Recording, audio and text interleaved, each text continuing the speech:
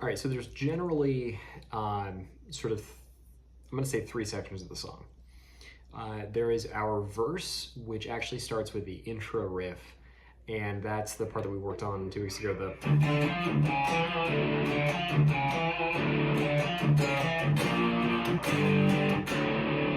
Right, so we got this chug, and we're adding a little bit of that pinch harmonic there.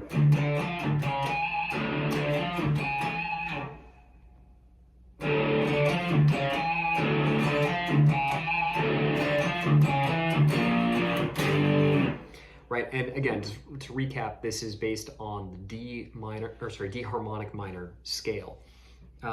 Sort of, kind of. This is seems to be something that happens a lot with this band, where they introduce the major 7th in a very Latin sort of way. Harmonic minor is very popular in Latin music because you get this. It feels really nice to resolve back to that tonic with just a half step. It's got a lot of tension to it and releases really easily. So that riff, we've got the chug on the low D. Remember, we're tuned to DAD drop D tuning, so D, A, D, G, B, E. And we're hitting D, F, D flat, or C sharp. In this case, it'd be called C sharp, up to E.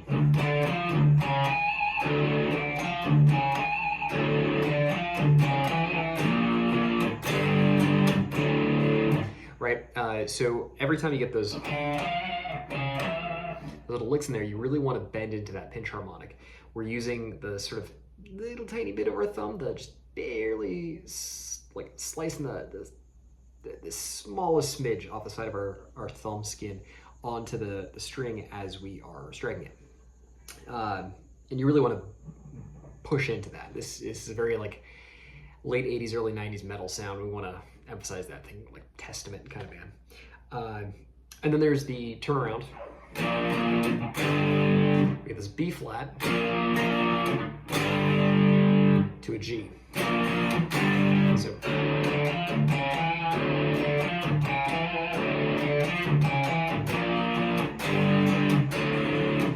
we get into the verse, which is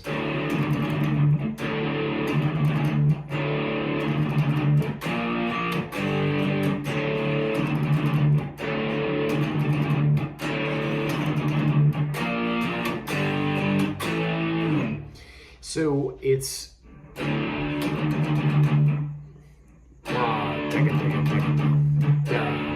one and one.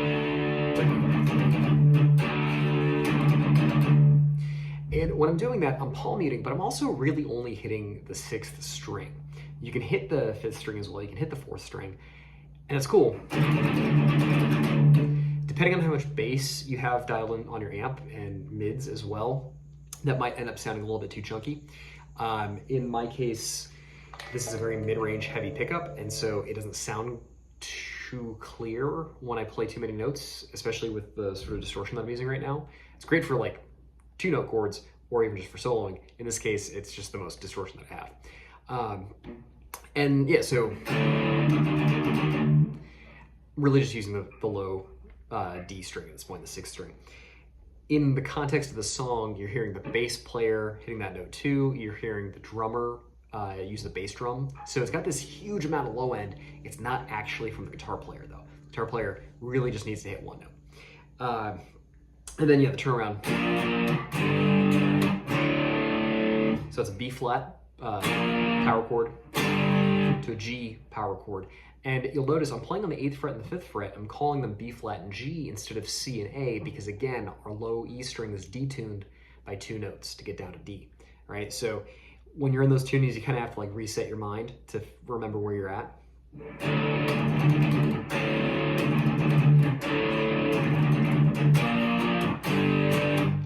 So we do that twice over the verse, and then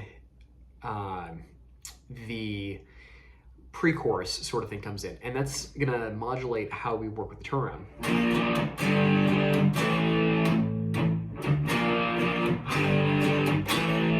instead of going back down to an open D, we're walking up to an A. B flat, G, A.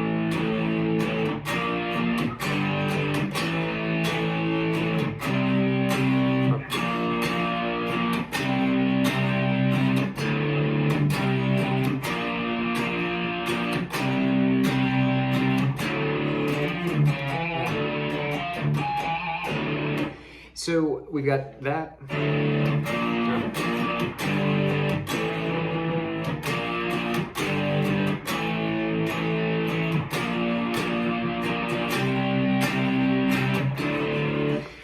It gets out of there by going to B flat again, up to a C. So when you're playing these power chords, you're going to be using sort of this first section of your first finger and third finger. We don't really use the second finger at all for this. In fact, it's better to kind of separate them so that you've got your first finger and your second and third working as a pair. So it's this guy and then these two together, right?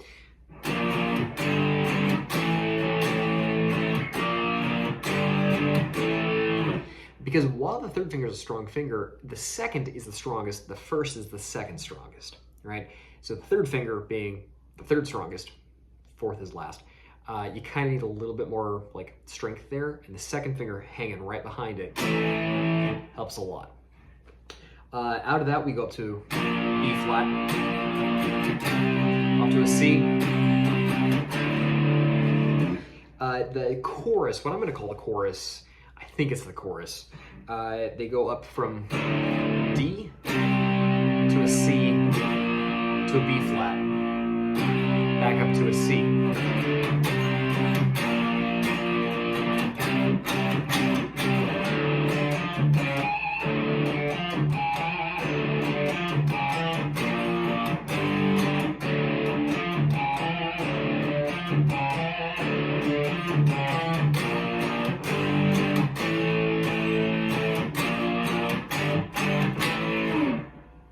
Right?